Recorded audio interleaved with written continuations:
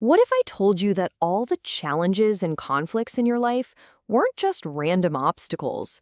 What if they were actually part of a mission? It sounds kind of wild, I know, but we're about to dive into this really powerful 2,500-year-old idea from a text called the Lotus Sutra. And trust me, it can completely reframe how you see your purpose in this world.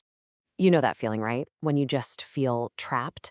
Maybe it's stress or suffering or just the endless day-to-day grind. It just feels like you're stuck in the mud and there's absolutely no way out. And when you're in that headspace, your mind usually jumps to one of two conclusions. On one hand, you might feel like you're just a victim of circumstance. You know that why me feeling. You feel like you're here totally by chance. Or, on the other hand, it can feel like you're trapped by some kind of obligation, some duty that you never signed up for, and you're just dying to get away from. So, when that feeling gets to be too much, what do? Our most basic instinct kicks in. We look for the escape hatch. We just desperately want a way out of all the mess and trouble of the world. But hold on. What if there's a completely different way to look at all this? This is exactly where this ancient text, the Lotus Sutra, comes into play. It offers this really radical new frame for the whole experience. The core idea is this. You are not here by accident. You're not some victim of fate, and you're not a prisoner, no. Instead, the text says you have been dispatched. Think about that for a second. You were sent here, on purpose. Yeah, so there's this key passage where the Buddha makes this just incredible declaration. He literally says that there are certain people who are his messengers, that they were sent by him for a reason. Okay, so here's the full quote. It's from chapter 10 of the Lotus Sutra, and the Buddha is talking directly to this being called Medicine-King Bodhisattva.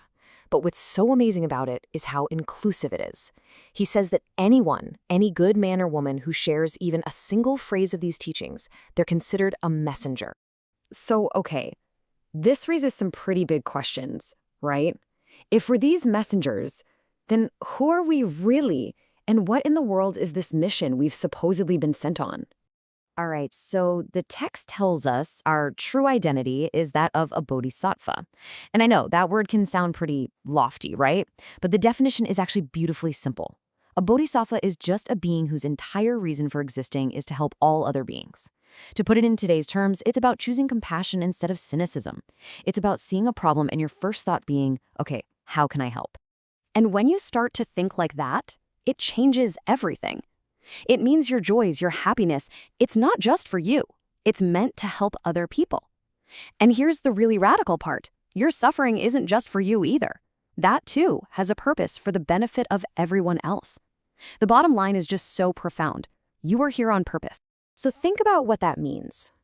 If both the good times and the bad times have a purpose that's bigger than just you, well, it leads to a pretty powerful conclusion, doesn't it?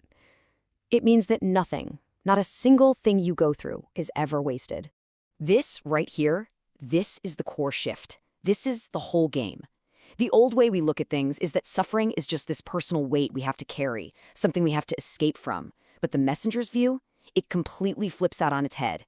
It transforms suffering into a tool, a way for you to connect with people, to understand them, and ultimately to help others who are going through the exact same thing. Okay, so how do we actually do this? How do we get into this mindset? Well, you can think of it as a simple 3-step process. Step 1, you recognize the conflict. You don't pretend hardship doesn't exist. You look it right in the eye. Step 2, you embrace your role. You start to see yourself as that bodhisattva, someone who's here for others. And then step 3, you act like a messenger. You start living with this understanding that your experiences, they all serve a purpose. And listen, when it comes to that last part, acting as a messenger, just remember that quote we talked about. This mission isn't about some grand, heroic, save-the-world gesture. Nope. It's about helping just one person, sharing even one simple phrase of wisdom or kindness. The real power is in that one small, purposeful act. When you get right down to it, what this all means is pretty simple. When you live with this understanding, your whole life becomes a meaningful act. You don't have to get on a soapbox and preach. Your life itself, that is the message. It becomes a message of hope and purpose just by how you live it. So I want to leave you with this one final thought to just kind of carry around with you. How would you live differently?